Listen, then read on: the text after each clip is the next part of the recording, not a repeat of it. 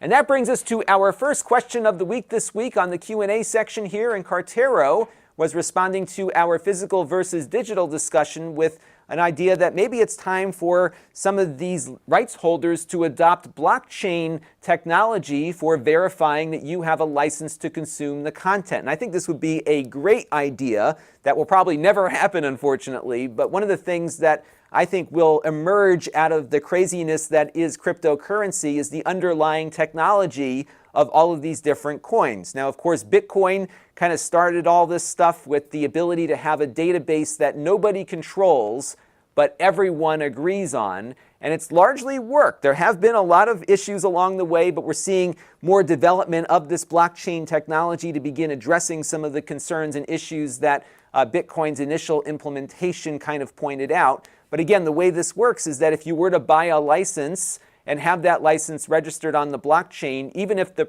company that you bought the license from goes away, the license itself is on a database that everyone agrees is a database of licenses, and it can validate your existence there. And I think this is where all this cryptocurrency stuff is really going to end up. The technology, I think, is going to be a lot more valuable than the currency.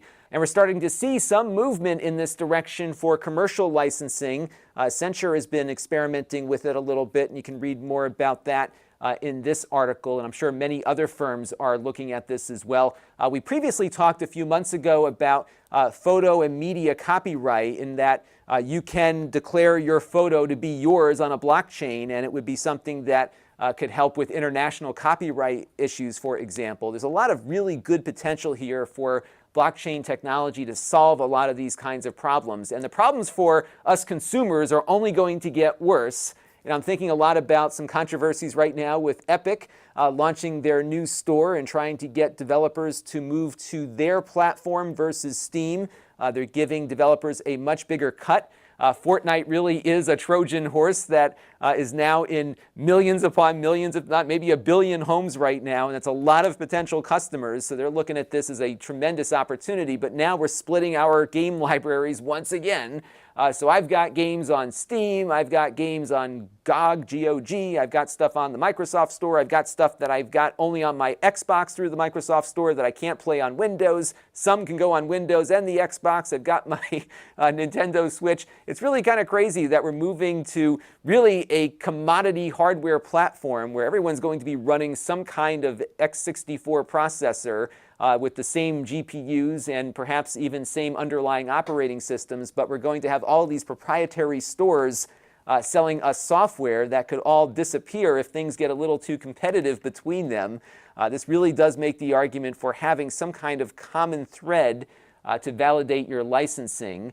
We're seeing efforts like that with Movies Anywhere, for example, but again, it's not a blockchain thing, so if Movies Anywhere and all their partners disappear, you're unable to reclaim the content you have. And we haven't yet had a big failure yet of one of these digital stores, but I am sure it's going to happen.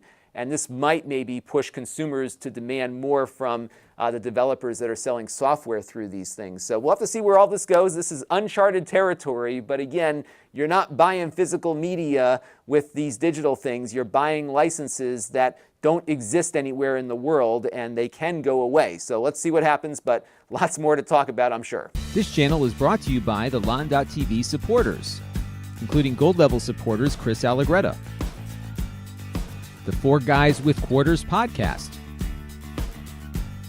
Tom Albrecht, Anuj Zaveri, and Kalyan Kumar. If you want to help the channel, you can by contributing as little as $1 a month.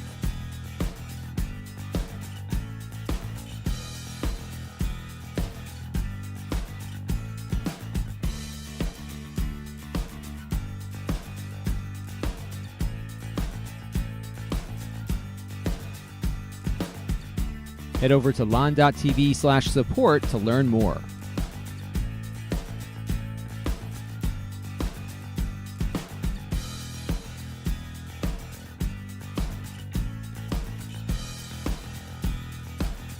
And don't forget to subscribe. Visit Lon.TV/s.